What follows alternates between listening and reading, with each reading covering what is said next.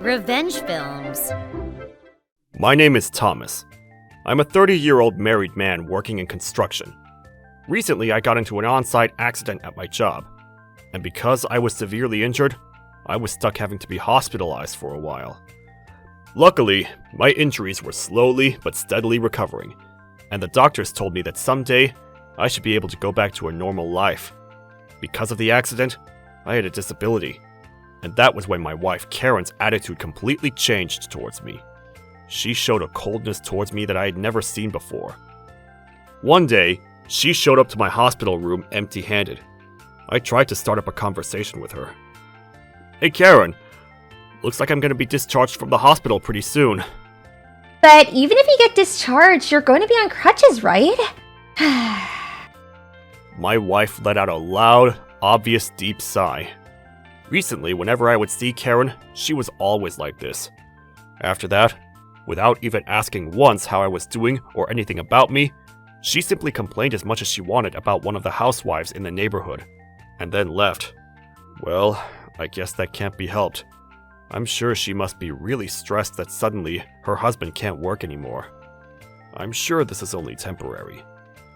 That's what I tried to tell myself, as I continued the rest of my stay at the hospital. But even when I was discharged and got home, her attitude didn't change. Hey, is it true that you're not going to be able to go back to your job working in construction? Even before I was discharged from the hospital, we had repeated this conversation multiple times. I wanted to sigh, but I desperately held it back, and I tried to answer her calmly. "Yeah, that's right. And I feel really bad that it means that I'm going to be a burden to you. But if my legs are like this, there's not much I can do." I looked down at my leg and tried to lift up as much as I could. Even if I wanted to, there's no way that I would be able to work on site in construction. That's why I'm thinking about looking for a new job. Do you seriously think you're going to be able to find a job that easily when you've only graduated from a third-class university and you're already 30 years old?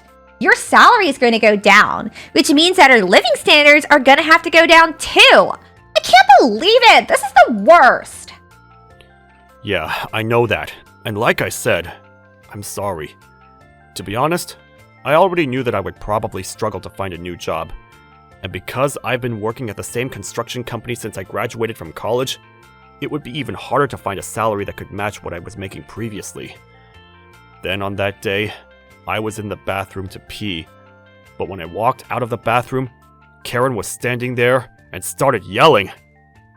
You sloth! Hurry up and move! If you're so slow, then I can't go in the toilet.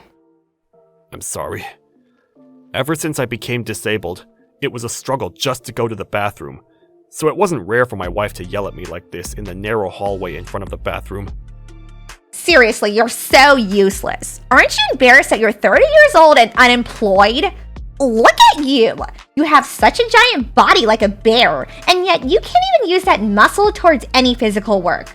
What are you so big for anyway then? You're just taking up space, that's it. To be honest, there were times I wanted to fight back to my wife, but at the same time, I had the responsibility that I wasn't working at the moment, and she wasn't wrong about that. But every day, she was telling me that I was just a waste of space, that I was unemployed and useless, and because my body was also disabled, I became more and more depressed. Even if I tried to find a new job in this depressed state, I didn't think that I would be able to get any good results. Ever since you injured your leg, our lifestyle is concerning. Are we going to be able to pay our bills this month? In order to make my wife calm down, I let her know that I was going to be getting labor insurance for the accident. Don't worry. Because this injury happened while I was on site at work, we'll get insurance for it. So don't worry. And plus, we have plenty of savings. No matter how much you have savings, if you're going to be unemployed at the age of 30, isn't it obvious that you're going to run out of money someday? You still don't understand at all, do you? Well, that might be true, but... Ugh, if I knew that things were going to turn out this way, I never should have gotten married to a bear man like you. Don't you think that's crossing the line? You don't have to take it that far, do you? It's not crossing the line at all. Why don't you take a look at your own face in the mirror? You should be glad that someone that looks like you was able to get married to someone like me. But you always said that you liked me the way I was! That's because you had a job offer from the major construction company, and because I heard that a lot of the management liked you. So I thought you would get promoted earlier. And yet, even though you had such high hopes, you can't work anymore. So you are nothing more than useless. You're just a useless piece of trash. Her words were so awful that I was shocked and at a loss for words. A few days after that, my wife and I lost all conversation whatsoever between each other. As usual, she would take out her frustration on me, and she would complain to me about whatever happened in her life. But also recently, she started to leave the house a lot more. One day, my wife supposedly had gone outside for the day, but she had forgotten her cell phone on the living room table. Without thinking much, I grabbed her phone and I looked through her messages. I assumed that it was probably going to be full of complaints about me to her friends. But then... What? What is this? That was when I discovered that my wife was cheating on me. And I found out that the guy she was having an affair with was the same age as me, 30 years old. And not only that, after making fun of me that much for being unemployed and not making enough money, that guy was a self-proclaimed musician who was chasing after his dreams, which means that he was pretty much the same as being unemployed. When I looked through the messages, I saw that from time to time, he was asking my wife for money, and he was just using her as an ATM. And of course, that money that she was giving to her little boyfriend was all the money that was coming out of my salary and the insurance that came out of my injury. My blood started to boil. Karen must have realized that she forgot her phone at home, because she came right back. I decided to confront her straight away. What the hell is going on here? I showed Karen the screen of the messages between her and her boyfriend, and my wife immediately turned pale and looked guilty. I should be allowed to send messages to whoever I want. That is none of your business at all. For some reason, my wife was trying to turn it on to me, and so one by one, I read the messages that she had sent to her boyfriend out loud. I can't wait to hurry up and break up with my useless husband who has a leg disability, and he can't even go back to work at the construction site. I want to get married to you because you have a promising future. And what part of this is none of my business when you're talking about me and our marriage? But what else was I supposed to do? I only got married to you because you had a high salary, but you lost the one thing that you had going for you. You were never my type to begin with anyway. He is much more my type. You should be grateful that I ever got married to a man like you. When I looked through my wife's cell phone more, she had multiple photos of her boyfriend, the musician. I couldn't deny that he was a decent-looking guy, and the complete opposite type of me. As I was standing there, I could feel any affection that I had towards my wife disappearing on the spot. Until now, the only reason why I was able to stay calm despite her terrible attitude towards me was because she was my wife. If you want to break up that badly, then let's get a divorce. And of course, you better pay a settlement fee, even though you're a full-time housewife.